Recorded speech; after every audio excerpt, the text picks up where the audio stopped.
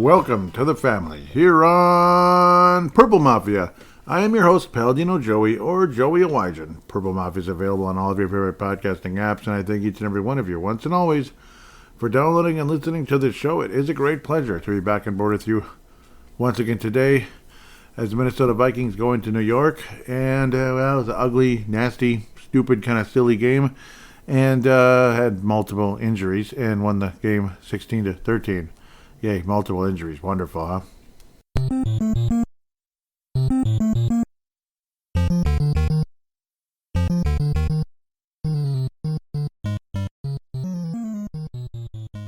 Well, at least they weren't like catastrophic out for half of next year or all of next year type of stuff, but like a certain Kansas City Chiefs quarterback whose backup quarterback added to the list of ACLs for the Kansas City Chiefs.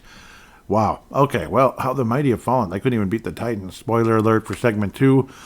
Starting to record much later than I would like today because it was one of those family first type of things, I guess. Yeah, from my wife's side. So it is what it is. It is what it is. I saw the whole game, and yeah, and then I couldn't record a damn thing because they wanted us to come much earlier than we anticipated. And it's like, okay, I guess I could have at least recorded the first segment. No, instead, right now, I'm watching the Wolves flash on the screen against the Milwaukee Bucks. Thank God they're actually ahead, as they were trailing for a while. And I was like, you're losing to the Bucks, guys. This isn't the 2021 World Champion Bucks.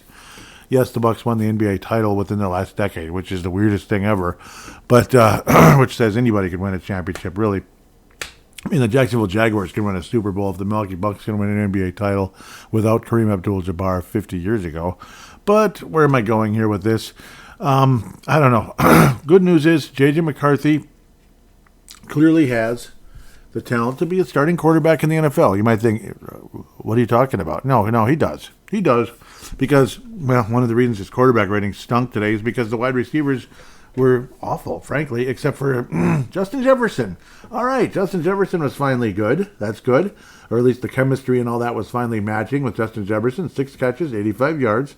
Unfortunately, no touchdowns. Addison had another obnoxious drop that should have been a touchdown. Jalen Naylor went from a guy that looked like, man,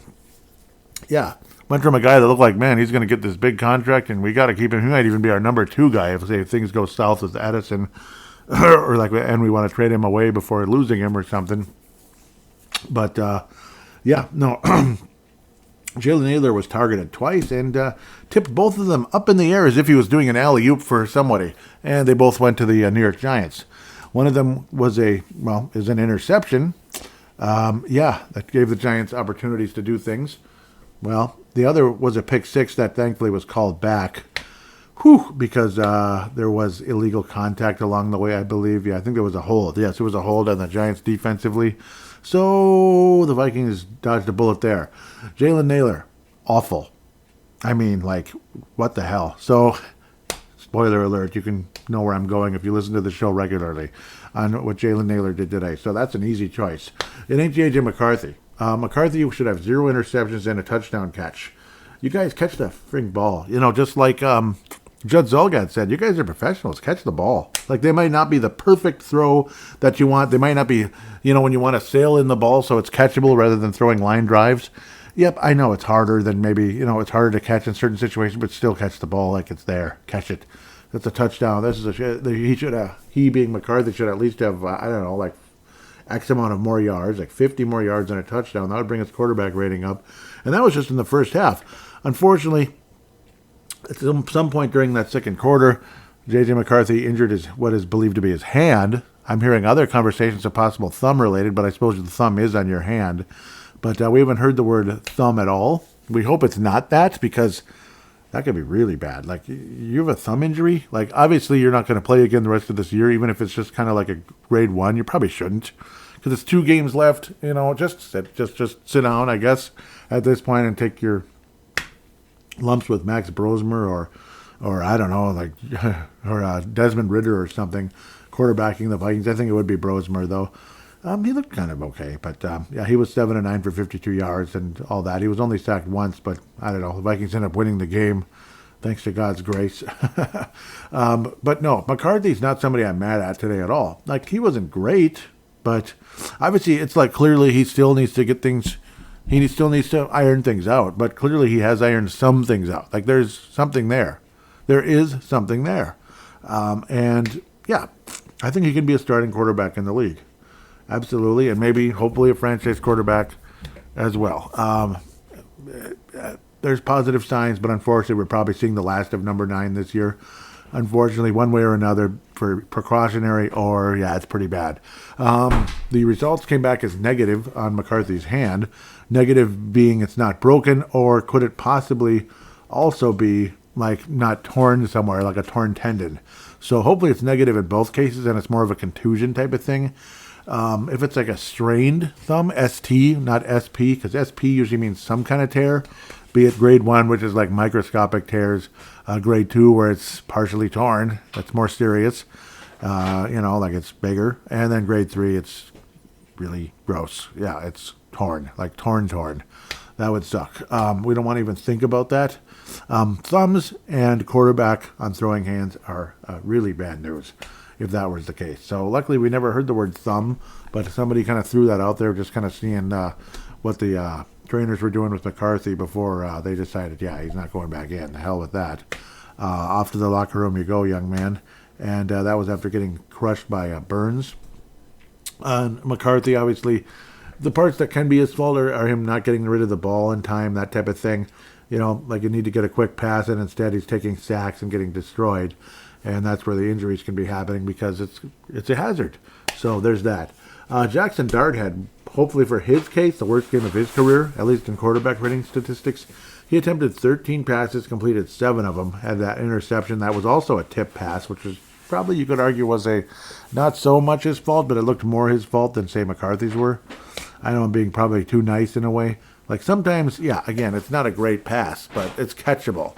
Especially if you're literally down close to your chest level and you're batting it up in the air, like, here, catch. Oh, whoops, wrong guy. Stupid. Cadre Ishmael special. Me and my brother used to make fun of that guy every time. It's like, this guy is killing us.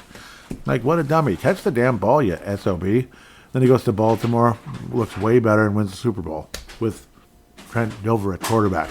2 guys that looked way better on their new franchise at the time, and got a ring out of it, thanks to a defense that was insane. And they beat a Giants team that had no business beating the Vikings 41-0. But Randy Moss was acting like a moron before the game.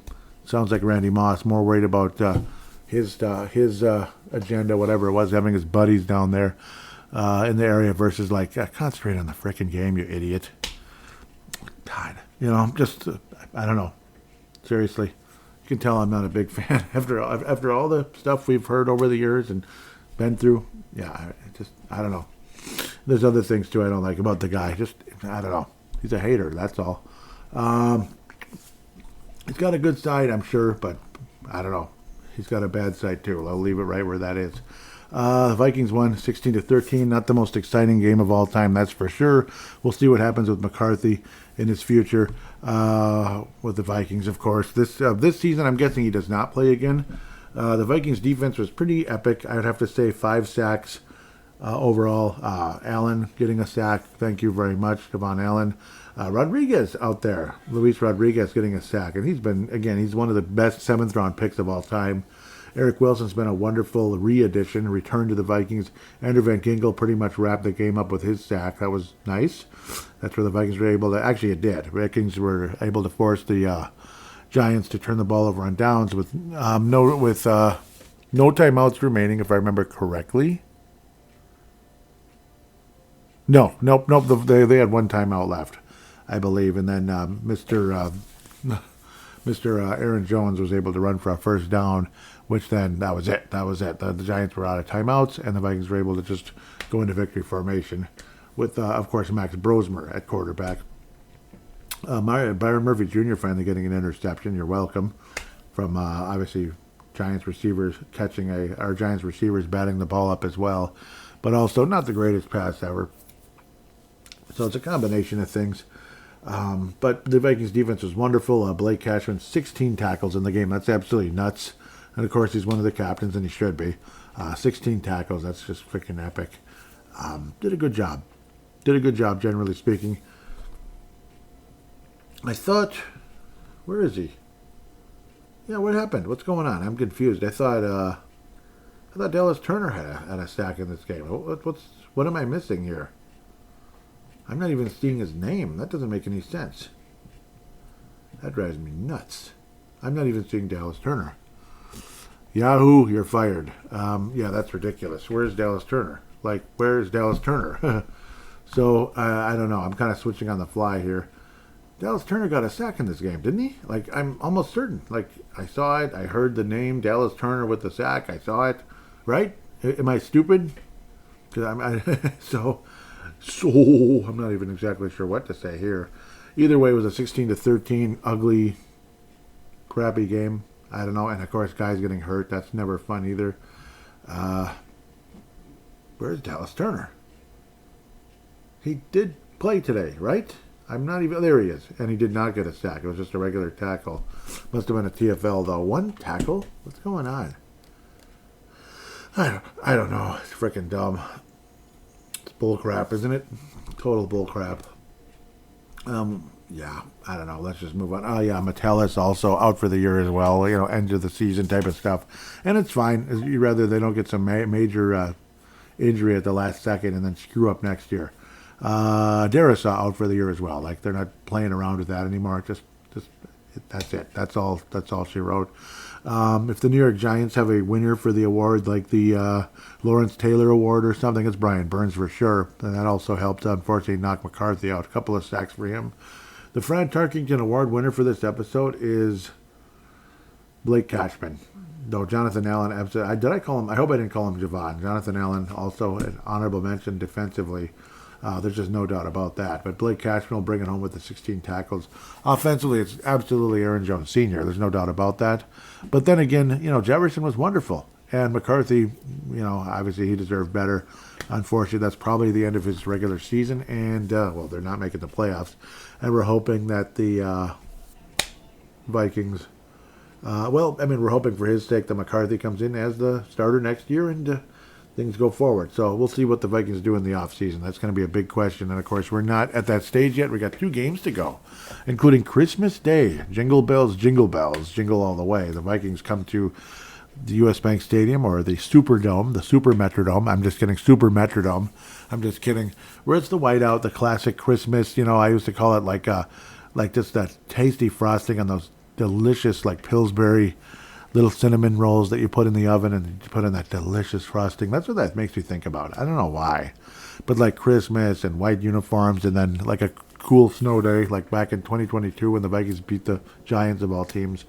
That was a fun one. Unfortunately, a few weeks later when they played the Giants again, it wasn't quite as successful as that one. Hawkinson had a spectacular game, if we remember correctly, in that whiteout. But we'll see what happens. Vikings hosting Detroit on Christmas. The Lions have been so disappointing. They're not even in the playoffs if the season ended today, and they're probably not going to make it, which is the darndest, craziest, stupidest, strangest thing of all time. But this is going to be a short review. Kind of want to get going and all that. Short review on this game because, again, what am I going to talk about? Guys getting banged up, guys getting smashed around. It was ugly football. Yet at the same time, guys like Aaron Jones Sr. and Justin Jefferson had pretty nice games, and it was wonderful to see. And Blake Cashman was downright awesome. So we'll take it. We'll take it, I suppose. Obviously, you're messing up your draft pick. I know it's kind of annoying. And if Max Brosmer's your starting quarterback, unless Detroit is just basically quitting, and I don't think they're going to quit. I think they're going to probably play their asses off. So odds are Vikings don't win another game this year, and we're back to 7-10, just like we were the year when Kirk Cousins got hurt, and the Vikings ended up drafting JJ McCarthy in the spring. So who knows what the Vikings are going to take in the spring. I'm not even going to speculate on the draft. You have 2 running backs. Jordan Mason, unfortunately, also was hurt in the game, so that was really kind of sad, disappointing. So it was the other major player that was hurt in the game. Not happy about that. And, of course, Mr.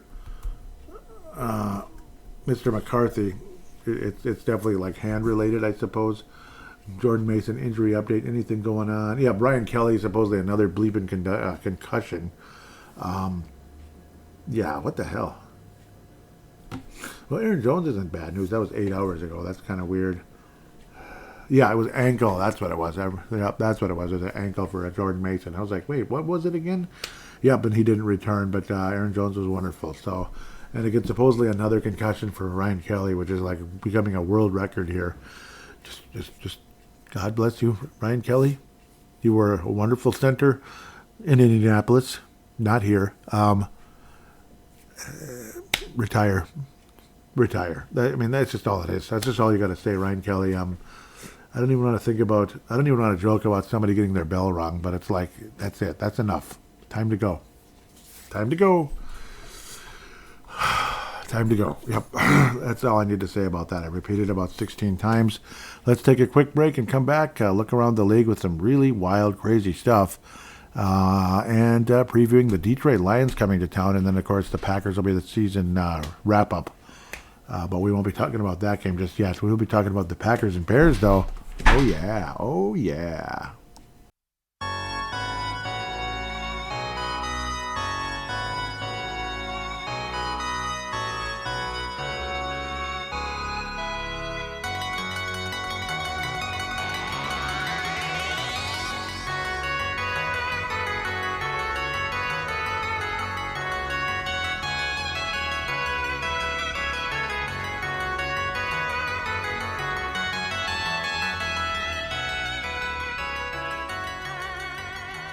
And we are back here on the Minnesota Vikings podcast, the Purple Mafia, the Vikes. Okay, I'm just kidding.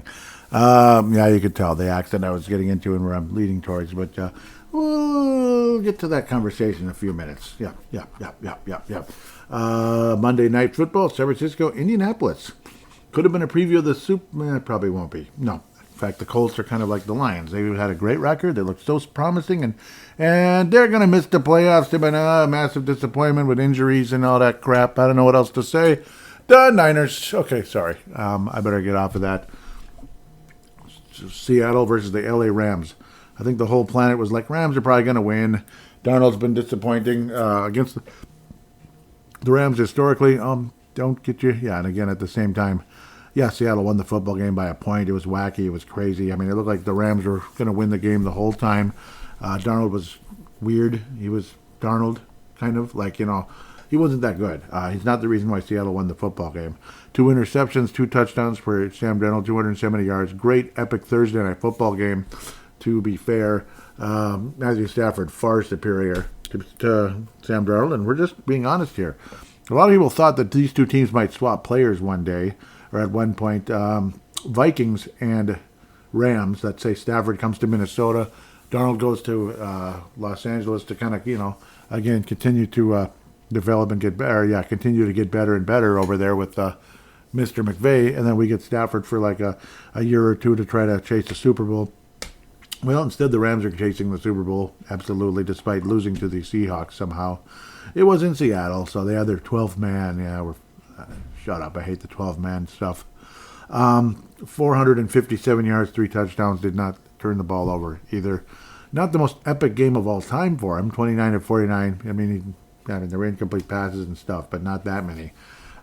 Puka Nacua, 12 catches, 225 yards, 2 touchdowns. If he was on your fantasy team, good for you. Of course, that doesn't always guarantee anything because I had Joe Burrow today, and I don't know. I'm probably going to end up losing in a semifinal, which sucks. But at least I got to the semifinal. It's a lot better than last year. I didn't even make the playoffs. So, successful season, yes. Just, it sucks if you don't win, though. But a successful season nonetheless, considering my team was kind of disappointing for a while. What were we, 5th place? So, and then we went up in the semifinals. That's pretty cool. It's nice. Anyhow, why am I talking about that? Other than that, it was a crazy back-and-forth football game where Seattle somehow, some way pulled it off. I still don't even know how they did it, but they did it.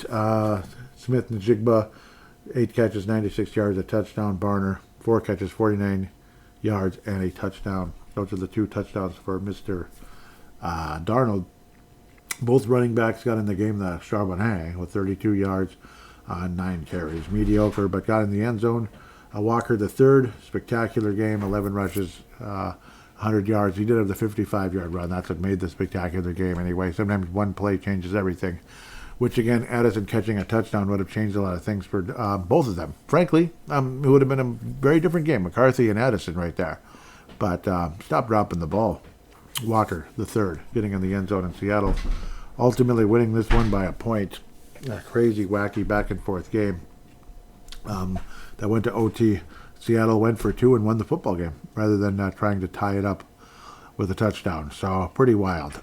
They went for it and won, kind of like Culpepper and Tice years ago, going for two, where Culpepper was able to just run it on in because during his days when he was healthy, before he got like the major knee injury, the best goal line threat in the NFL, maybe of all time, was Dante Culpepper because he was a quarterback and he was super strong. Like he could throw the ball. He was a threat to throw, but just being able to power through with his strength and athleticism, Culpepper being able to simply run a ball in on the goal line was, again, I thought he was the best goal line threat in the league when he was healthy.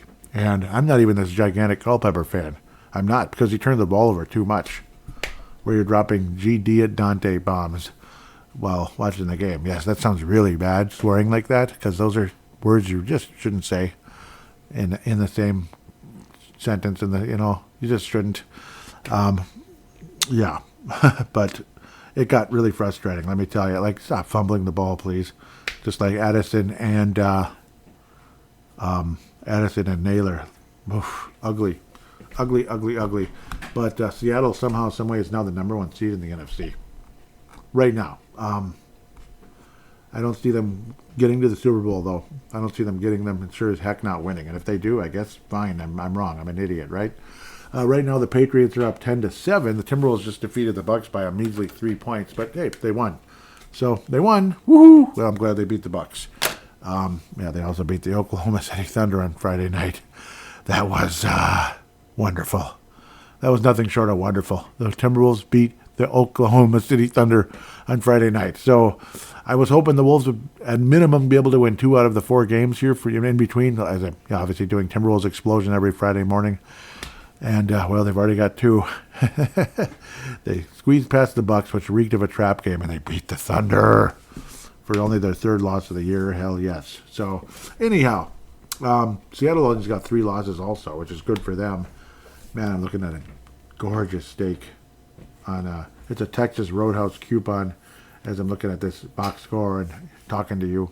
Because obviously box scores are for cheat sheets. Obviously I saw, especially the fourth quarter of that football game in overtime.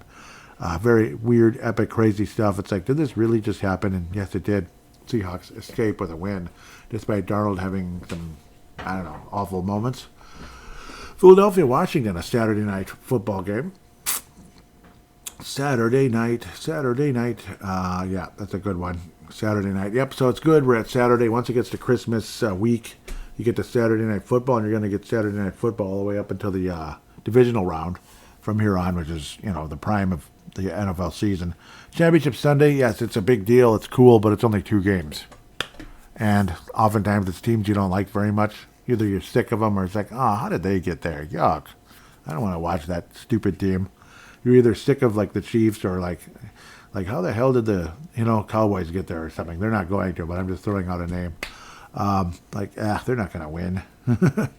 Or last year's Commanders, I would have liked them to have won that game, but they just didn't. This is a rematch of that game, wasn't it? Eagles and Commanders. And the Eagles won again in Washington. 29-18. Washington drops to 4-11. The Eagles are 10-5 after a couple of disappointing losses recently. Hurts did not turn the ball over. He did have a fumble, but didn't lose the fumble. Saquon Barkley finally looking like Saquon Barkley. It took all season. It took about week 16 to get there. 21 carries, 132 yards, 6.5 a carry. Awesome. Finally, Saquon Barkley looking like the best running back in football again, at least for 1 week. I don't know, man. Too many injuries in this game, in this sport. The last, X amount of weeks. Obviously, Hurts getting that nasty knee injury. Yeah, it's sad. Not Hurts. Ertz. Not Hurts. Ertz of Washington, a 36-year-old tight end. Ertz. Yeah. Hurts not getting hurt, thankfully.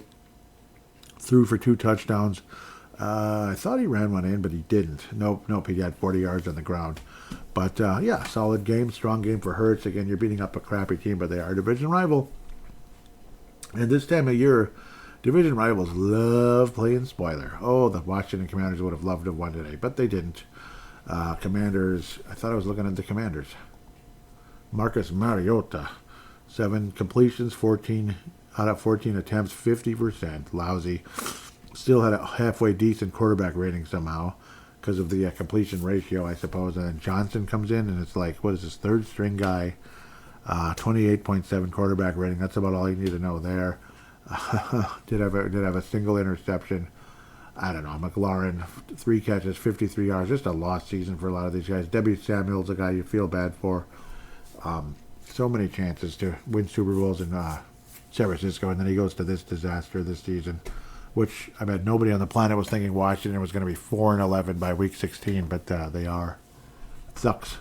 A lot of people saw Washington building on it, maybe winning 12 or 13 games, and who knows, at least getting to the second round. Nice face mask. Okay, no, that wasn't a face mask. That was just a stiff arm. Looked like a face mask, but it's not. It's a stiff arm.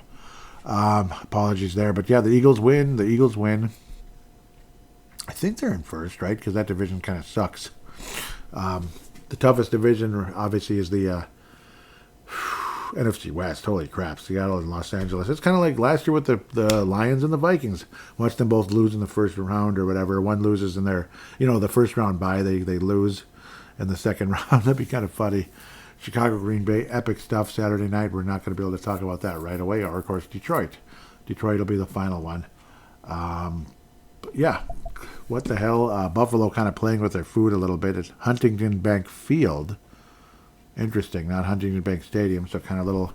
That's in Cleveland, I guess. 23-20. The Bills play with their food, but squeeze by, kind of like the Wolves just now with the Bucks, squeezing by 3. Similarly, only 23 points scored by the Buffalo Bills. I don't know if they're playing it safe or what the hell to say here. Kind of. Obviously, it's cold weather in that area right now. It was a chilly day today in a lot of this upper part of the country. We're from the north, you see. Not we the north. I don't like that. Just say the north. I like that better. Yeah, I just don't. Cook the third. 16 attempts, 117 yards, 7.3 a carry. 2 touchdowns for him.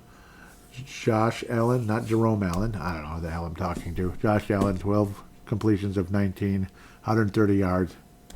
I don't know, like a game manager in this one, which is fine. I mean, it just feel like they're just kind of playing conservative stuff, running the ball. And, yeah, I'm sure, again, windy conditions would probably have to do with that because it's been windy as a Mickey fricker. Probably don't want to throw the ball too much because it's just going to be a mess. And Cleveland tends to get pretty windy. Shadur Sanders threw the ball 29 times, had 2 interceptions. He did throw for a single touchdown. Good for him. 49 yards on the ground as well for Mr. Shadur, the rookie. And I guess the kind of semi-quarterback of the future for the Browns, I guess. God bless them. The Bills win. 11-4. Huge win last week. Beating the Patriots, kind of shocking the world there. Now they're, and then they played with their food and barely beat the Browns. So I don't know what to tell you. Don't know. I really don't know what to tell you there. Cowboys, last week's opponent, and then several weeks ago now, the Chargers just continue to win football games. They're 11-4. The Los Angeles Chargers, they're trying to catch the Broncos. Will they? Probably not. But I think all of us would like to see that. I don't want the Broncos. Supposedly, Gerald String's second favorite team is the Broncos, though. And if that's the case, okay. God bless you. Elway, like in the Elway and Terrell Davis days, I love that team. That was fun. Especially when they beat the Packers in the Super Bowl. That was extremely fun.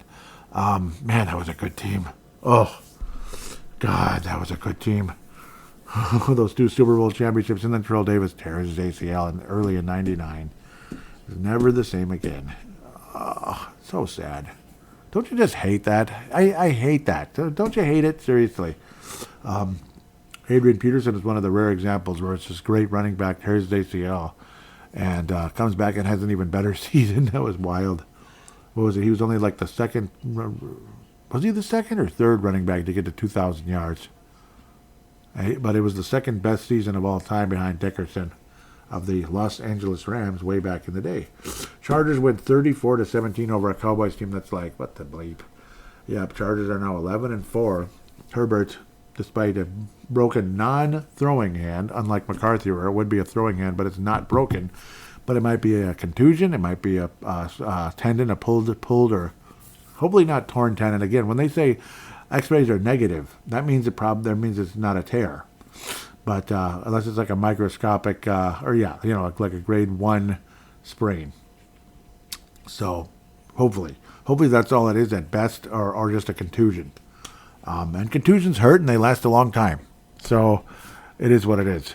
And now Lamar Jackson's going to the locker room. What the hell? It's weird. Okay.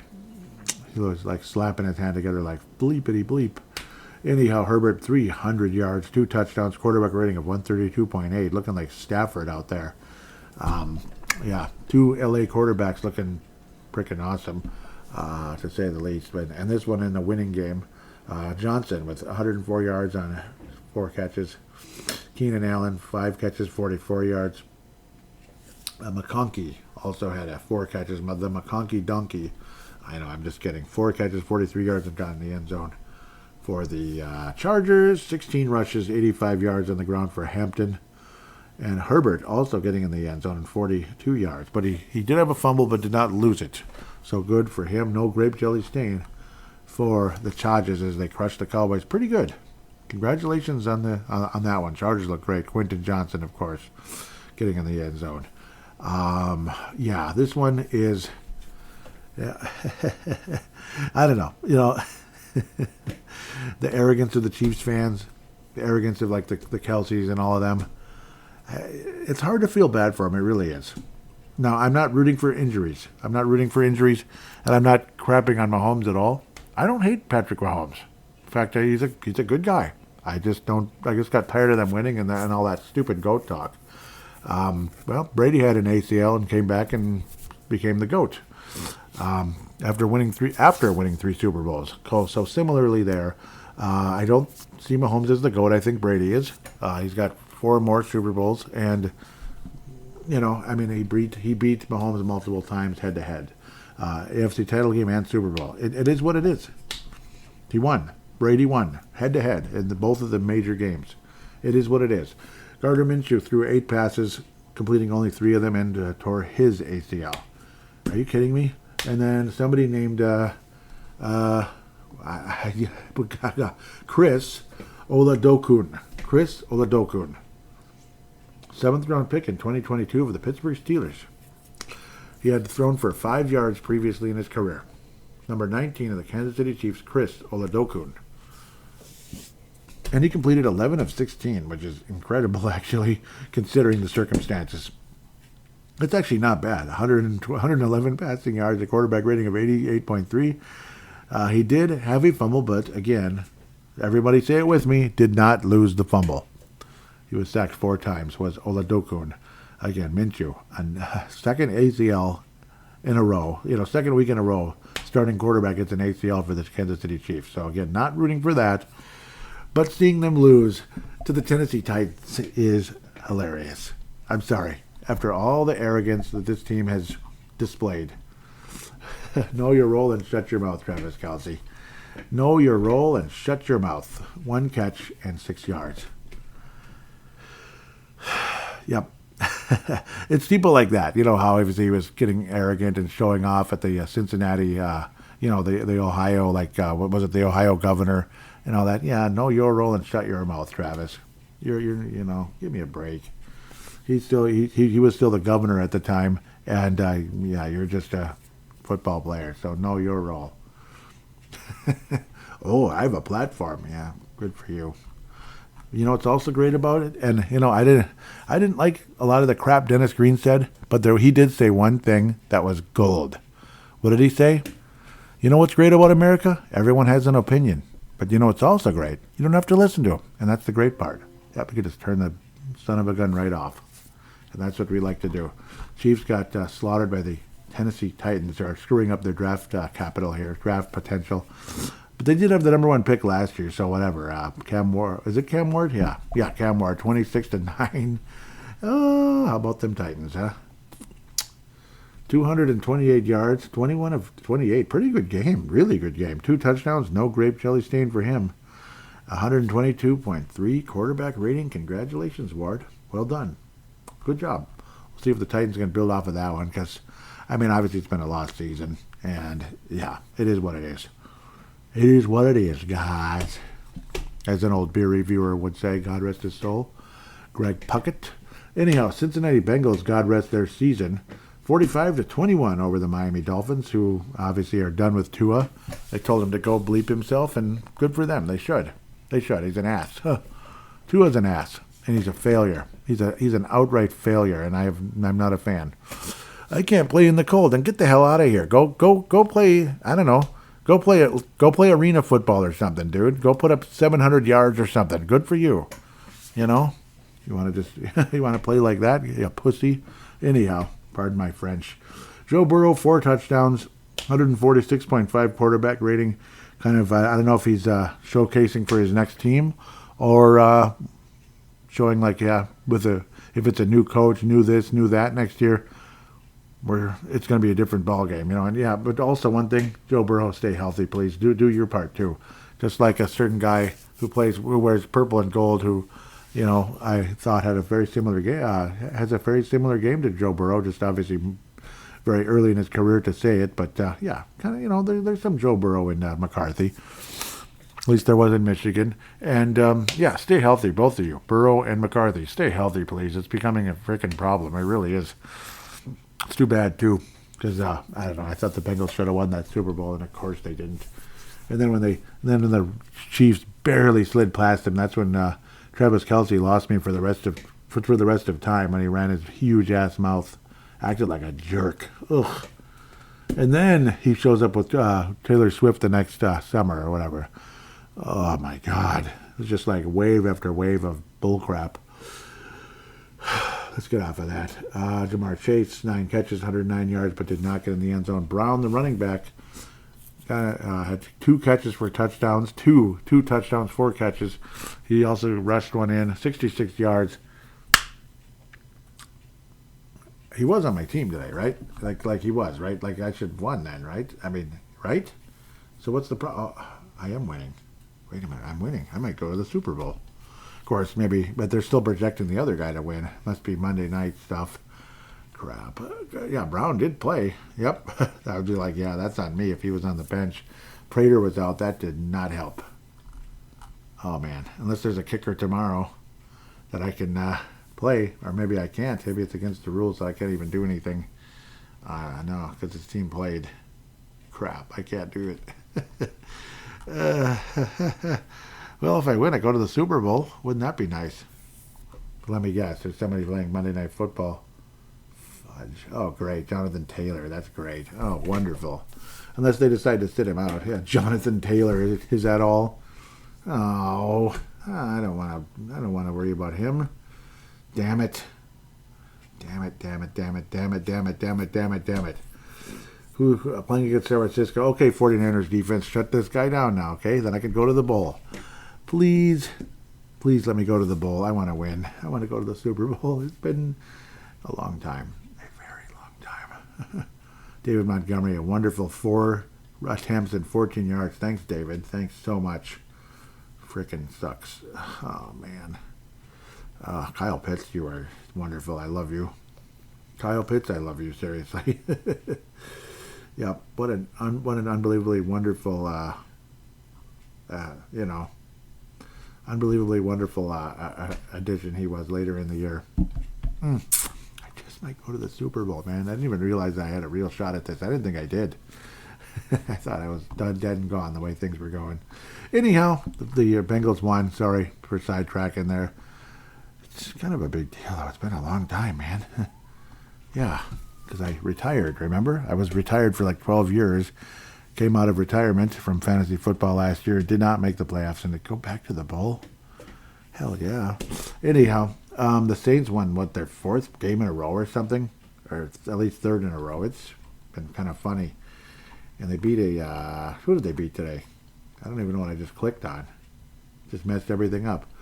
The Jets, yeah, big bleeping deal. They beat the Jets. But Cook is the quarterback of the Jets. Yeah, 1 interception, 188 yards and 35 attempts and all that. Brees Hall, 16 rushes, 54 yards. BFD is what you'd say. Let's move on. Kenny Nwangwu. Yeah, Kenny Nwangwu had a kick return for 34 yards for the Jets. Wow. Well, at least he's in the NFL still. Showed what he could do, I guess. 308 yards for the Saints. 1 touchdown. 89.5 quarterback rating. Just weird. Taysom Hill lost a fumble along the way. Olave with 10 catches, 148 yards, and 2 touchdown receptions. Olave bringing in the Drew Brees Award for the Saints. Congratulations. Yay. Let's go. Well, they won. They won. Carolina and Tampa. Carolina won again, and I guess they're the division leader at 8-7. The Buccaneers had a great record earlier in the year, and they have fallen off the face of planet Earth.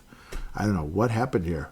I really don't know what happened to the Bucs, but they have fallen off the face of the earth.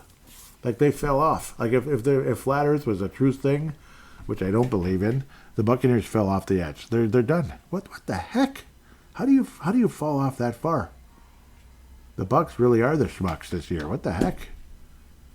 Didn't they win their division or something like last couple of years? And now the Panthers might win the division? Isn't that the darndest thing? Oof. Baker Mayfield, grape jelly stain again. 1 interception, 1 touchdown. Mediocre game, to be quite fair. Very mediocre. Just didn't show up, man. You know, you still have a chance to make the playoffs, you know, despite being just the last X amount of games.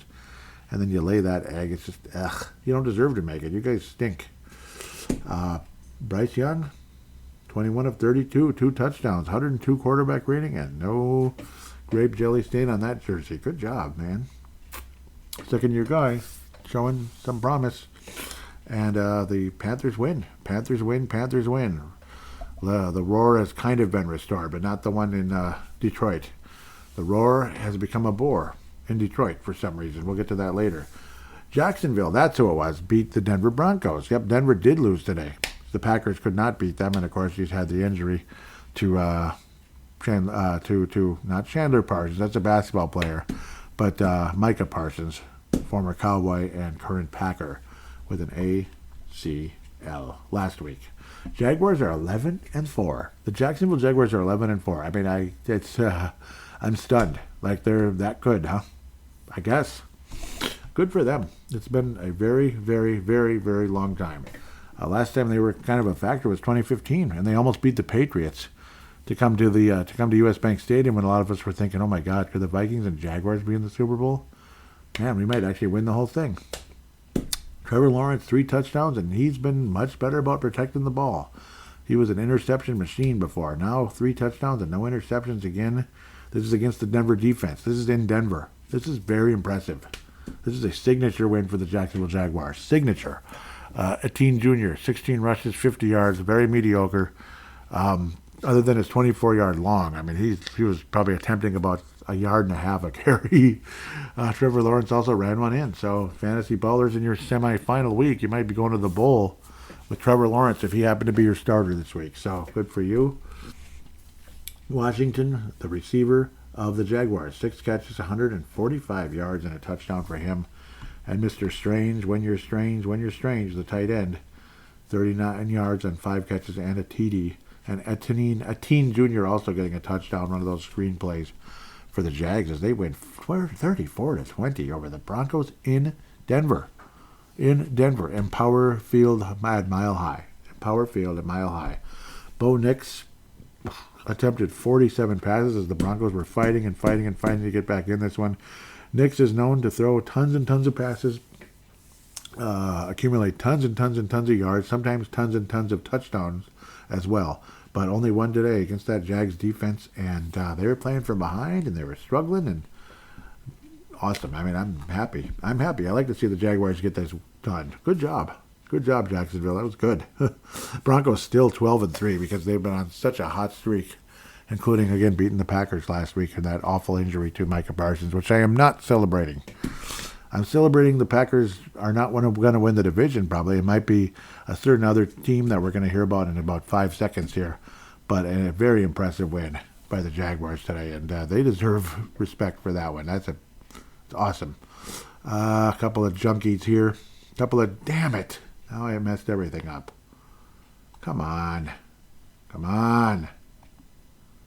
You stuck. You suck as much as the Las Vegas Raiders. Now that's an insult. Let me tell you.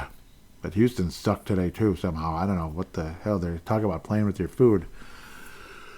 The Atlanta Falcons. Maybe Kirk Cousins is auditioning for his new team. I don't know. It's going to be the Vikings, man. Well, they won again. Another game to mess up their draft status. Kirk Cousins doing what he did best for the Vikings, mess up our draft status. No, I'm kidding. We made the playoffs several times, but, well, a few times. In fact, how many times did we make the playoffs with Kirk Cousins? Twice? Yeah, BFD. Yeah, never mind. Yeah, they were messing up our playoff draft pick status, winning a couple of games late in the year that didn't mean a whole lot. Kirk, 35 of 21, or 21 of 35, which make more sense, 197 yards, 2 touchdowns, 1 interception, mediocre game at the end of the day. Just average. Alligator, the big monster, 16 carries, 79 yards. Robinson, BJ, way more talented, but Alligator's a wonderful player too, and I'd take him in a heartbeat. The wonderful running back duo there in Atlanta, but they just can't win football games. Even with Kirk Cousins, who puts up numbers. He does. And he gets numbers in the bank too.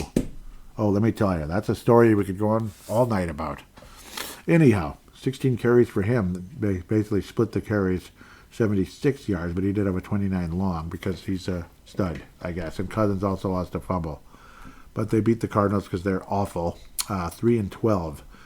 I think the Cardinals could use a little help at the quarterback position. Obviously, Brissett, I like him. He's a nice backup, but he only completed about 50%, 203 yards, a touchdown, and interception. Kind of like, meh. But, I mean, obviously I'm talking about Kyler Murray here when I say about the quarterback. Move on. Kyler, go throw for the Miami Dolphins or something if they're so interested, or maybe become a backup like Kirk Cousins, I guess. Vegas and Houston, what more can you say? 23-21. The Houston Texans play with their food, but they've won like how many games in a row? They've been on a hot streak because it seemed like yesterday they were so dead and gone. It was like, yeah, whatever. They're not making any freaking playoffs. They're awful. Well, they're 10-5. They're making the playoffs. Raiders are going to probably get the number 1 pick or something unless there's some other thing to prevent it. They're 2-13. Maybe they'll take the next Jamarcus Russell, but they're probably gonna part ways, I think, with, I think Pete Carroll's going to be like, okay, never mind. I was just kidding. Yeah, it's 2-13. It just didn't work out at all. Texans wearing those weird red uniforms, but gorgeous helmets again, because I love metallic red. Especially on a car or a boat. I think I like it on a boat more than anything else. Like a red metallic boat. Oh, my God. It is the coolest thing I've ever seen. Way back in the old days in the Minnesota State Fair, they had bumper boats, and there was this red metallic one with the glitter look. And whenever it was my turn to go back on the boat again, we got a little ticket, because the parents had little tickets, and it didn't cost $1 million to go on rides back in the early 80s, early half of the 80s, 84, 85, 86. And I'd always run to that red metallic one because it was the coolest, prettiest thing in the world. Every time I see metallic red, I think about that little boat, that little bumper boat. And then you see these fancy boats, like real boats from like the 80s and 90s with that red metallic glittery look. Man, if I was a millionaire, I'd do everything in my power to get one of those. I would do anything and everything in my power to get one of those. I'm not even kidding. That's how much I like metallic red, especially. Yeah, God. Oh, whenever I used to see those on Lake Minnetonka, you get that tug on your throat, like, man, I wish I could have that. Yeah, that's what it was like. Anyhow, that's about how interesting this game was. I'd rather talk about bumper boats and boats. But C.J. Stroud did throw a touchdown pass. Good for him. 23 of 35. The Texans win. The Texans win. And that's about all we need to say about this one. 10-5, but did they play with their food. And this was a home game for the Houston Texans. I can imagine the fans like, guys, like, are you kidding me? Are you serious? Or are you just being idiots? They're being idiots. Okay, well, NFC North, the Vikings obviously played today, and we talked about that. Now we're going to talk about this team. It was a back-and-forth game. Packers pretty much had this in the bag. And then funny stuff started happening. One of those, what do they call them, squid kicks or whatever. And, this certain football team in the Midwest recovered the ball. And then things started to kind of, snowball a certain way. Let's play a little clip here, huh? Should we? Talking here live from Ditka's on the heart of Chicago, Illinois, the city of the big shoulders, and home, of course, to a certain football team which has carved out a special place in the pantheon of professional football greats. Yes. Tell us about it. That team which is known the world over as the Bears. Yep. Okay. Yep, the Bears. Yeah, Bears. The Bears got the job done. Things kind of snowballed and went the way they did. Green Bay Packers, 9-5. 9-5-1 with that stupid tie game to the Cowboys way earlier in the year, throwing everything out of whack, though I missed the old 16-game schedule. I like the way 11-5, 12-4, 13-3. I miss that. I don't like this 13-4, 12-5. What the hell is that? Just go back to 16, you greedy sons of... Seriously, just go back to... Oh, no, we can't do that, though. No, we need more money. We need more money and probably more guys getting hurt, too. Because screw them. Screw them if they get hurt. Oh, darn. The Bears did win the football game, 22-16, pardon me. Things just went south. They had that squid kick type of situation. And Caleb Williams, who basically did nothing the whole game. The Bears, this was reminding me of the NFC Championship game 2010 season, so it would have been January-ish 2011, when the Bears had home field advantage, and it's like they just stood there and watched the Packers kind of beat them, and it wasn't like a blowout. It was just like there was no life in that game. Jay Cutler, he was supposedly hurt, but he didn't really look hurt, and it was weird. And it was like, seriously, you guys are just gonna like lay down and let these guys beat you? Like, they don't even look that good. And then somehow, some way, the Packers played like a million times better 2 weeks later and beat the Steelers in the Super Bowl, which was okay. I mean, I hated the Steelers. I was sick of them at the time, so I kind of sort of didn't mind that. But immediately after that, I'm like, why was I okay with the Packers winning? As boy, oh boy, all the talk that the Packers do. But anyhow, what was this, like 19-3 at one point? Or no, it couldn't have been 19, 16-3. It was awful. It was stupid. It was boring. It was shit. It was awful. It was shit. Yeah, it was horse shit. 13-3. But it's like you're still in the game. And yeah, the craziest part is how Jordan Love went out. And then Malik Willis looked like, I don't know, Steve Young, whoever. Michael Vick when he actually was good, Yeah, he was good. No, yeah, well, he did run the ball a lot. He had a fumble but didn't lose it, him being Malik Willis. 9 of 11, not an inside job, though maybe it was. Who knows? Maybe this was an inside job and the Packers lost, so I don't know. Who knows? There's people out there that call the sports rigged. Certain games probably have been in the past. I don't think every single game is rigged, though. I just don't. 9 of 11 there with Malik Willis. Quarterback rating of 142.8, but when it mattered most, it didn't work out. It just simply didn't work out. And the Bears end up kind of getting golden opportunities. Malik Willis was stopped when it mattered most. And then Caleb Williams finally got hot very late in the game. Obviously a 13-3 score. Again, which is, you're still within striking distance. It's just a 2-score game. I mean, it's not the end of the world. But then it was, the Bears would get their little field goal. They couldn't finish a drive. 51-yarder by Santos. And then the Packers got another one to make it 16-6. But then it's like the Bears were finally starting to show signs. And then they finally got going. Williams got the ball down the field. He was finally completing passes and looked like he'd woken up from some kind of like hibernation. I don't know what it was. It was weird. Like, why are you losing to this team? And it's not even the starting quarterback of the Packers. It's the backup. Now, Willis isn't exactly this awful player. He's a guy who obviously was unfortunately, you could say a kind of a failed draft pick from a few years earlier with the Titans. And, well, he's been awesome with the Packers basically ever since. Whenever he's been needed, he's been awesome. But then everything just kind of changed. Caleb Williams finally he just got hotter than heck.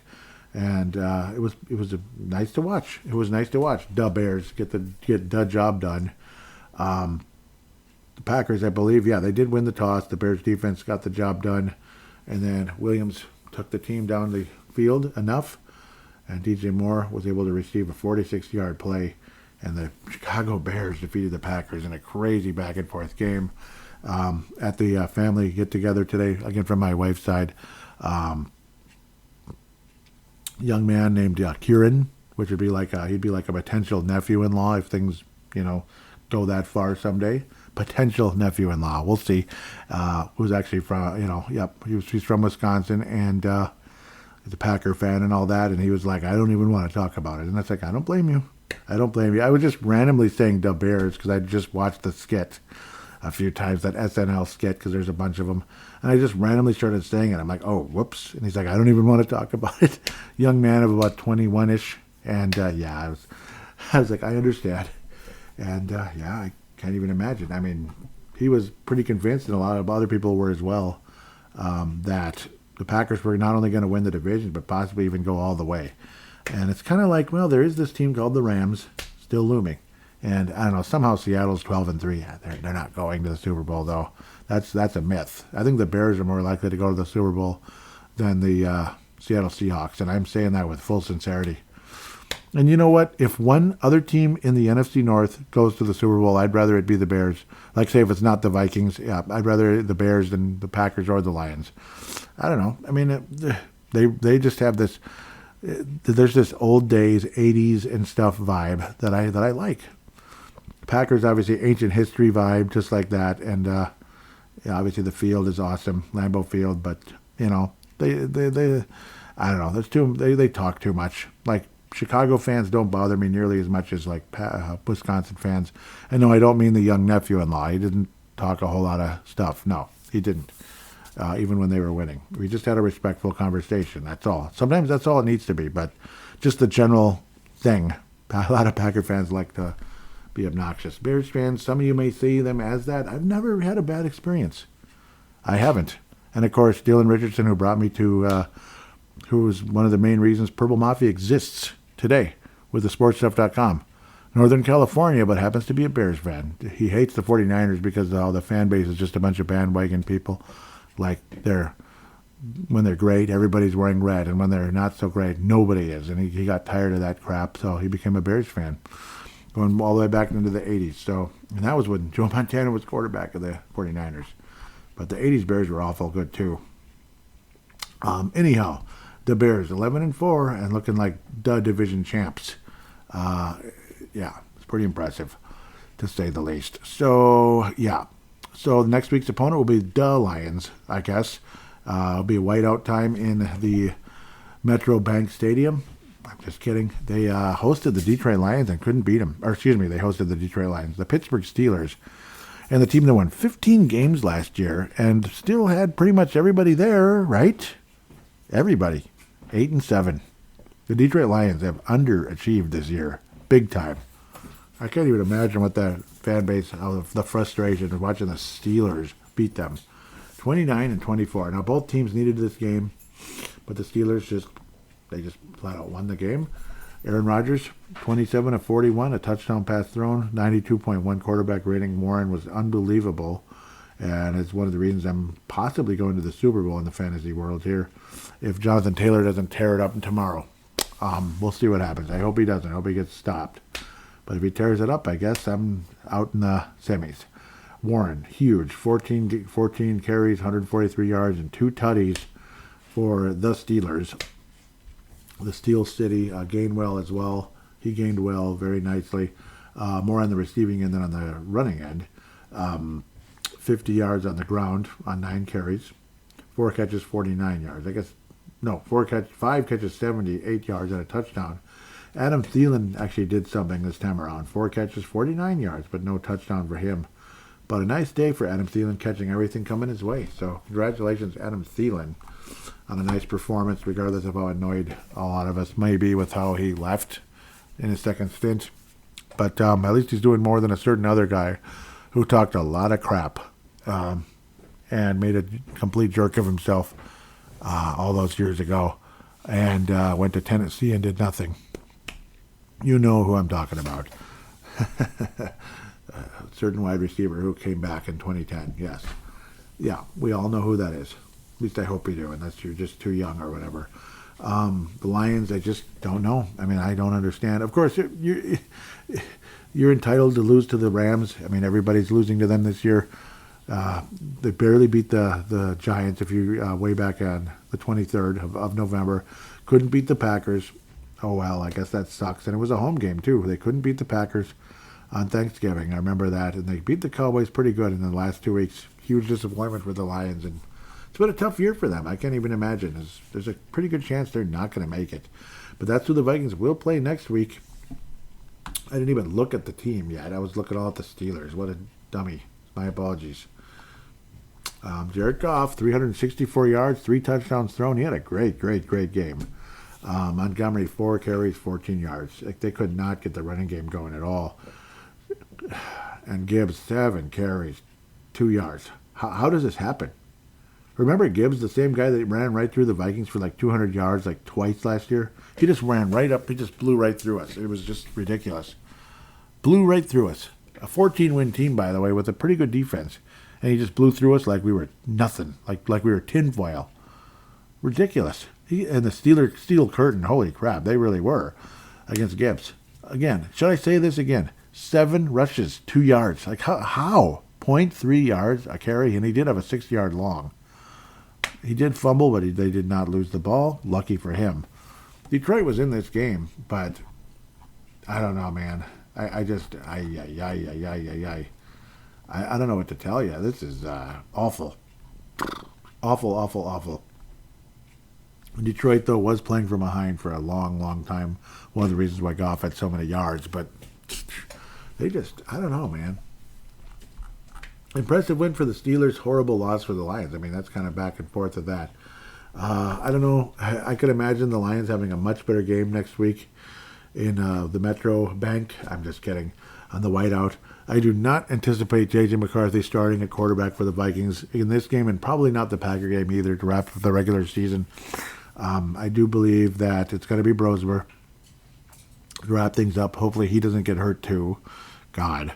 And again, it depends on the severity. If it's just a bruise and it's not that bad, but I don't know. I mean, odds are McCarthy won't be the same guy with a bruised hand out there, but who knows? And this is not playoff implications. This is not a playoff game, that type of thing. And he's not this Hall of Fame trajectory just yet, right? Not even close. And so we're going to have to wait and see how that goes. Gibbs did have 10 catches for 66 yards and a touchdown, so at least he had that going for him. St. Brown was mediocre at best. I mean, well, not mediocre. He's just average. But, yeah, he was okay. 4 catches, 54 yards, but a very disappointing performance by the Lions. They made what looked like a valiant comeback, but it ended up coming up short. And I don't know. That's kind of what the Lions were famous for in the past, coming up short, particularly in the postseason. And this kind of felt like a playoff game for the Lions in terms of like they needed it, and they didn't get it. They just didn't. I remember how the Lions were blowing out the Niners. Not blowing them out, but they were beating them. And then they blew it all those years ago. The Lions were finally back in the NFC title game, but ultimately couldn't win it. That was in the 23 season. Unfortunately, the stupid Niners couldn't beat the stupid Chiefs. And man, did I want the Niners to beat the stupid Chiefs. Oh, yeah. Otherwise, I do think the Lions will beat the Vikings next week. Max Brosmer at quarterback, I don't have a whole lot of faith. If McCarthy is just miraculously totally fine, and it's just like, it was just kind of like a scary couple of little things, but I don't know, body language from McCarthy, as they were, looking at him, tells us he's probably not coming back, and it's not worth it. Like, questionable at best, and I don't know, questionable to doubtful, and move on. Just move on, I'd have to say. It's not for sure out. Like if it was a broken bone, then it's just out. Oh, you don't come back from broken bones in 4 days or 14 days or whatever the heck, like 2 weeks from now to play against the Packers. It's not going to happen. So he's not out, but I'm just projecting doubtful just for my own, analysis, just kind of talking to you here. That's where I'm leaning towards. So, I mean, he played very well against Detroit a few weeks ago, and that was kind of what kind of triggered, it kind of helped send Detroit down a path of a disappointing season.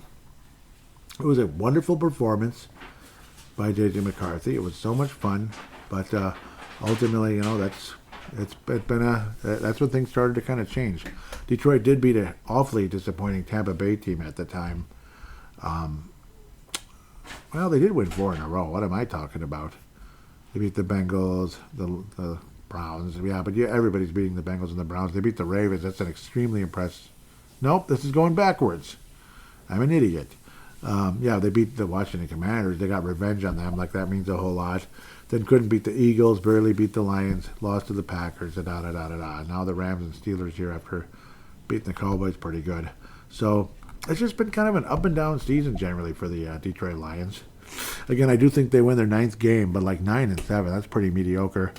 And I don't know, who's their final game? I was looking right at it and I clicked away too fast here. Their final game would be against the Bears, which is in Chicago, and probably a loss. So the Lions are probably going to wind up being 9-8 this year. Yuck. They're not going to make it. I don't think they beat the Bears. I think the Bears win 12 or 13 games this year.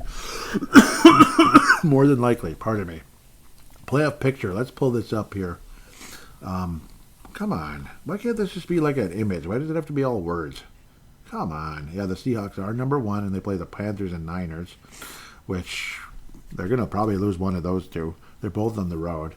Bears will be playing at San Francisco as well. What the heck? And the Lions. Yep, I think they win at least one of those. So 12-5 maybe, or 13-4. We'll see. Philadelphia Eagles, who are leading a division right now, they play at Buffalo. Yep, that's going to be a fun one. And then the Commanders again. So 11-6 or 12-5. We'll see. Carolina, Seahawks, and Bucks. Well, they're probably going to be 9-8, but win the division. That's funny. Rams, they're the 5th. Yeah, so the Rams are kind of like what the Vikings were last year with that really high-end record. Of course, 11-4 isn't as good as it was. Falcons and Cardinals, well, they're going to be 13-4. Rams are not losing those games. Bottom, they are not. And if they do, that's on them. San Francisco would be the 6th seed at 10-4. They're playing the Colts and Bears versus Seattle. Oh, yeah, that's right. They have 3 games left. Yeah, that's right. Colts, so that's 11-4. Hosting the Bears, that's a possible win, and probably beating Seattle. We'll see. Maybe not. Those are both home games. Hard to say. Packers would be the 7th seed. What the heck? They have to play the Ravens or the Vikings. Vikings might spoil it, depending on how things go. Who knows? The Lions are still in. They have to play the Vikings and Bears. Bucks are not going to make it. Forget it. Don't even waste your time. Broncos are going to play the Chargers and the Chiefs. We'll see what happens there. Otherwise, the Patriots will play the Ravens right now, and then at Jets and Dolphins. So they're going to win at least 13 games, and they might win 14. The Patriots may win 14 games. In fact, I would be very surprised if they didn't. So Patriots could still wind up with the number 1 record. Jaguars at the Colts and the Titans. 13-4. At least I think so. Steelers are the 4th seed. Wow. Browns and Ravens. 10-7, 11-6. We'll see. Chargers, yeah, they're stuck with that stupid 5th seed because of the stupid Broncos. Texans and Broncos. Oh, God, they might lose both of those. Well, let's say they're 12-5. That's my guess. Buffalo Bills are the 6th seed. What the heck with that 11-4 record? And they have to play the Eagles and Jets. I think they're going to win both of those. I think Buffalo finishes 13-4, so we'll see what happens with that. But they may, very good chance they're going to still be, like a 5th or 6th seed. Texans would be barely making it. Chargers and Colts. Colts are still in the playoff picture. The Ravens are still in it. But they only have 7 wins. And they're not going to beat the Patriots tonight. Well, maybe they will. I don't know. We'll have to wait and see how that all turns out. But, I've been babbling too long here. The Lions will beat the Vikings next week, but we'll see. I think Brosmer looked okay today. Nothing special. He'll throw his first touchdown pass. He'll probably have another interception. Like 150 yards. It's not going to be anything pretty, I don't think. But the Detroit Lions will beat the Vikings. Final score along the likes of 27-14. The Lions will beat the Vikings by double digits. It's not going to be anything too special. We'll see how it goes, but I think the Lions beat the Vikings. With that, we'll take a quick break and get to fan interaction.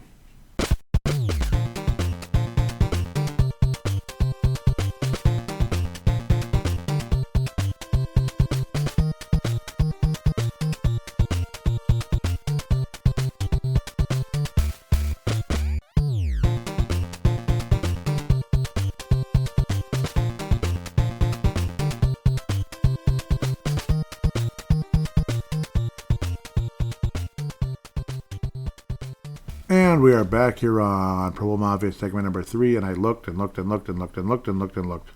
So if there was a call in, I deeply apologize. I looked. I really did. Believe me. So let me know. If you did. Yeah, I mean, it's good when people actually let me know, like, hey, yeah, I sent a call in.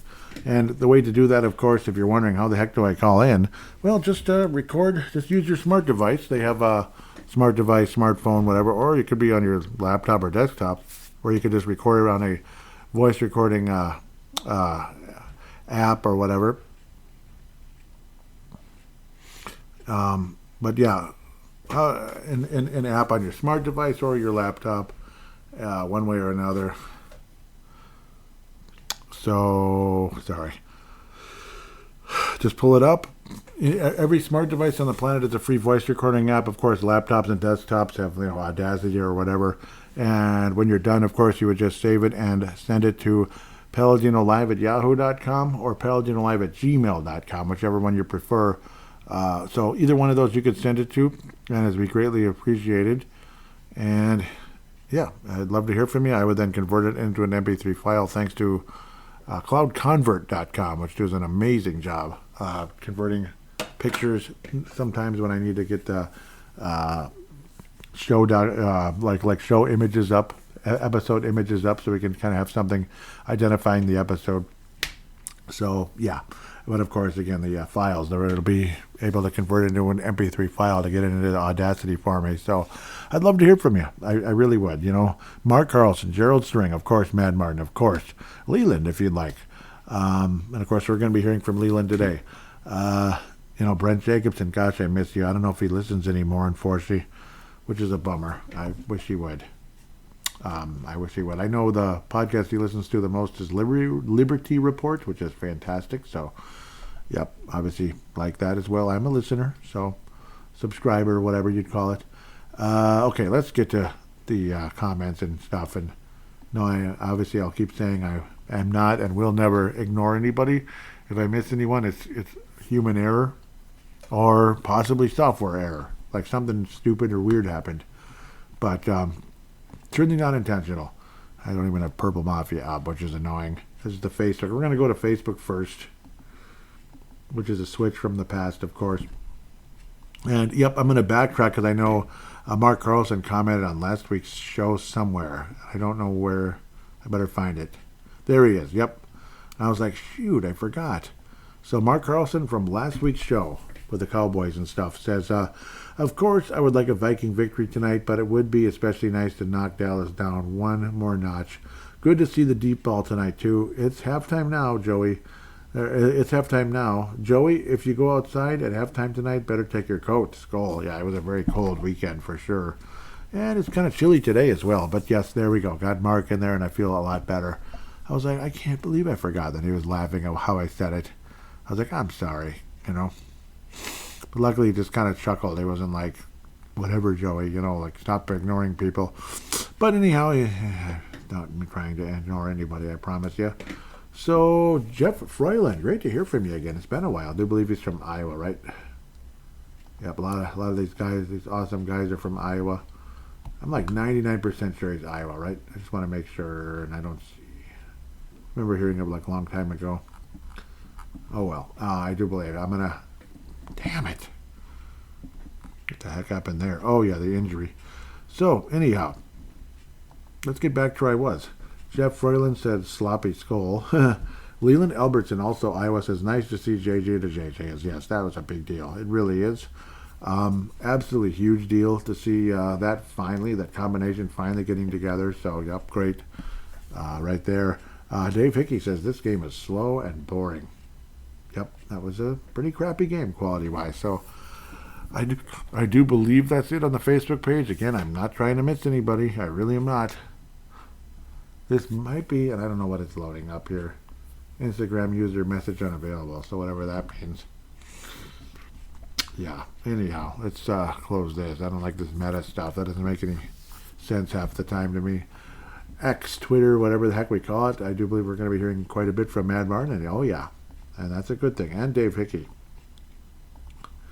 Okay, I got to start clicking likes. God darn. Sorry. Come on, hurry. What is going on? Oh my, yep, this is definitely a lightning round coming up. I probably could have responded more often, and I feel bad. But hey, these are all going on the show regardless. December 14th. Nope, not those. Here we go.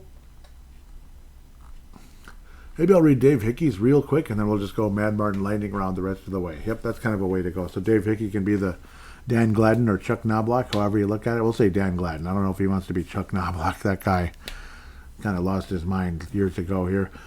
Dave Hickey out of Iowa says, I know JJ hasn't been good this year with all the injuries, and his receivers have not helped him out at all. Drops from every one of them. Yes, they've not helped him at all. It's been a nightmare. Yeah, I mean, I think, again, the last few weeks, like JJ, things should have been better if not for guys dropping balls. It's so frustrating. Looks like the Baltimore Ravens have just taken the lead with Zay Flowers scoring a touchdown. So, yeah, okay, Ravens are ahead. 16-13. Let's get to the lightning round, the Mad Martin lightning round. So it's Mad Martin the rest of the way here, unless there's some responses from other people, which there may be. Mad Martin. Dave Martin out of Northern Scotland. McCarthy needs to take a few miles per hour off of those throws, but the drops this season are annoying. Yep, it's like if you wish he could. Like they're kind of like lasers and such. I was saying the drops have been bad, and Mad Martin says too many of them. Too many of them. Nice touchdown there for McCarthy, like when he ran it in. Yep, that's what I like to see in that situation. Maybe a bit more decisive to run once you had rolled out there. But all in all, good stuff. I agree. Looks like there was an ad added to things. What the hell? Doesn't that just drive you nuts when it looks like it says there's 2 replies? Okay, yep, and then there's another one. Now we're up by 2 scores. B-Flow can really open up the fun book. Yep, kind of like blitzing and going crazy. And yeah, they sure did, didn't they? Vikings almost found a way to blow this one, though, which is crazy. They kind of almost did, but yeah. Okay, Dave Martin says, RO needs to get a drive going soon, otherwise New York are going to run RG into the ground. They almost did, too. I was saying, it's frustrating. I feel the receivers are letting McCarthy down, though finally Justin Jefferson is getting somewhere. Van Martin says, that has been an issue all season, to be fair. We are going to finish 9-8, are we not? And he's laughing. Yep, because wouldn't that be funny? Yep, 9-8, missed the playoffs, but then like riding right at the end of the the weakest non-playoff team draft pick you can get. Like really, and that sounds about right. Like when Zimmer got us up to what was it 9-8, his final season when he was getting fired. 9-8, like mediocre to the bitter end. I think that was the name of the title of that episode, mediocre to the bitter end. Yep, like thanks a lot. Who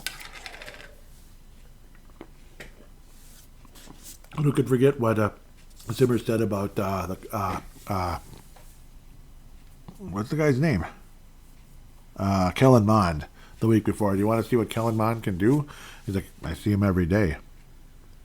Like, basically, he sucks. Why would I waste my time with that? Plus, I'm not going to be here anyway. I know you're going to let me go.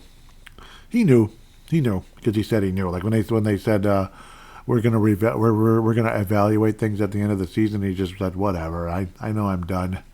He knew it. Anyhow, yep, once they evaluate, yeah, that's terrible. I wouldn't want to hear that about my job. That would not be good, whether I like my job or not. Mad Martin says, yep, about the drops. Yep, those are the 2 all responses from before. Continuing, McCarthy can't return to this game or play Thursday versus Detroit. Nope. May miss Green Bay game, or if he plays, it ends up really ugly having his throwing fingers taped or bandaged or banged up somehow. Yeah, bandaged up somehow, and everything is right back to where we were. Sounds about right. Yep, just a bunch of BS, right? I tend to agree with that. Dave Martin continues, saying, got to say this is an incredibly frustrating season. I suspect McCarthy is out for the rest of the season, so where the hell do we go? Where the hell do we stand going into 26? I would say McCarthy is the incumbent, but not a strong incumbent. Obviously, I do believe that somebody is going to be brought in, be it a Matt Castle type or some type of a big swing, kind of like what Minnesota teams have been doing. A couple of, like both of the winter clubs have been doing. The Timberwolves, of course, years ago in the summer of 22, bringing in Rudy Gobert, and then, or was that the summer of 23? 22. And then the fall leading into right before the regular season, trading Karl Anthony Towns for Julius Randle and So, like, yeah, the Wolves have been very aggressive, and I think a big one's coming soon with the Wolves. So, and of course, the Wild taking the huge swing recently for Quinn Hughes. So, which was a massive story. I believe we talked about it a tiny bit on last week's show as well. Yep, like the Vikings, I've been a team that I've been willing to make swings at times, and that would be for Joe Burrow, but that depends on just how much they'd have to give up. Otherwise, it'll be a Matt Castle type of a guy. It'll be a Jacoby Brissett. It'll be I don't know. It might even there might even be a Zach Wilson conversation. That's another one where he'd be kind of like a Darnold type of deal, where at bare minimum, he comes in, he's got some years under his belt. Maybe he wins the job, or he ends up being a nice backup for JJ McCarthy. McCarthy ends up really, truly being the guy, and, Wilson ends up being a nice backup. So, but I think that's where we're headed. I think Max Brosmer is a third stringer. I'd be pretty surprised if Max Brosmer comes next year as the number 2. I just don't think so. Unless he's just flat out amazing the next 2 games. But even if he is, that doesn't mean he's going to be amazing next year. I remember Todd Bowman. Oh, my God, Todd Bowman. He's great. And then he was pretty much garbage after that. So he had a few great games, and then, he should be the starting quarterback instead of Culpepper, I guess. Not really. When there was a conversation of Gus Frerotte starting, I could hear that at times with the way Culpepper was turning the ball over, but definitely a talent difference between those two, despite the frickin' turnovers. Man, Drake May just made an unbelievable pass after almost losing a fumble, recovering it himself. Wow, that was nice. Patriots do trail by 4 with about 3.5 minutes remaining in the third, by the way, at the time I'm recording. Continuing, we're almost done here, actually. Mad Martin says, as much as I like JJ McCarthy, almost 2 seasons in and yet another injury, I have to wonder, is this the bet you make on the future at the position? Yeah, because that's a huge thing. That's a huge, huge conversation going into the offseason, like how you're saying. So where the heck are we going to go into 26? That's the thing. Yeah, I mean, it has to be somebody who's been a little more battle tested to come in to, if not at least compete for the job with McCarthy, to at least be like a guy, yes, this is somebody we can absolutely rely on as the number 2 if and when JJ McCarthy gets hurt. Because I do think there's enough talent with McCarthy that he absolutely has starter in his future if the son of a gun can stay healthy.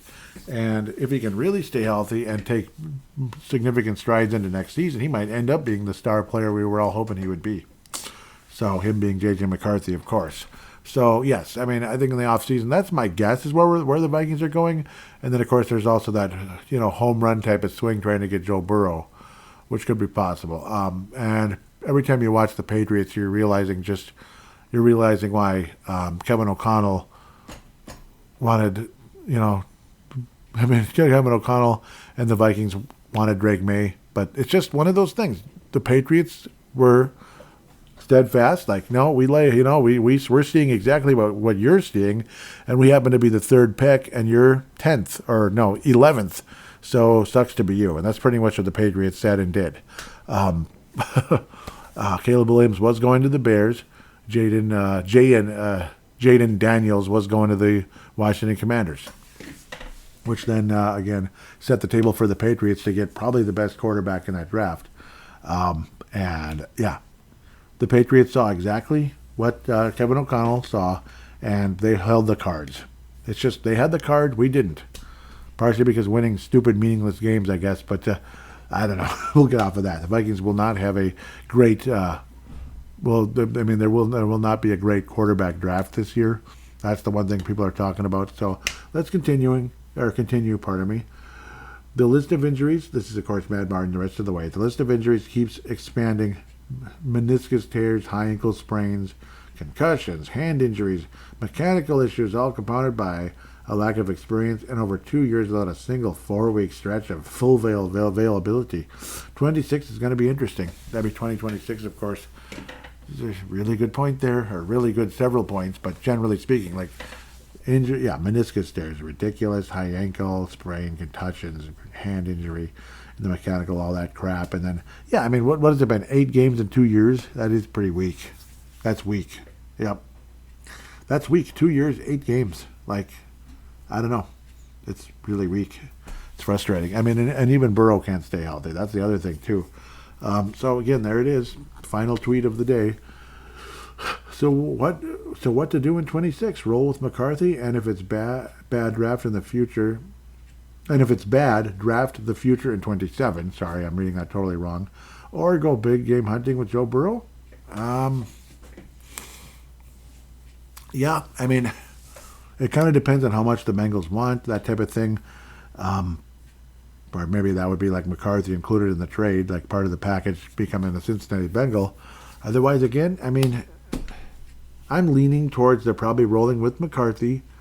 And again, if it's bad, draft the future in 27. That's probably what's going to happen. Big game hunting Joe Burrow sounds like fun. Did the Patriots just fumble? Well, yeah, they fumbled, but did they lose the fumble? And yeah, the signal is the Patriots did lose the fumble. That kind of sucks. That kind of sucks. Yeah, I mean, yeah. It's no secret I like the Patriots, it's no secret. Bummer. And of course, we're talking back to 2001-ish when this Brady guy, yeah. So, this Brady who's in his second year in the league, and man, that was fun to watch. Bummer. Come on, hang on to the ball. But anyhow, we'll get off of that. Yes, I am leaning towards it's McCarthy, and if it's bad, draft the future in 27. That's probably where we're heading, most likely, but you never know. With that said, so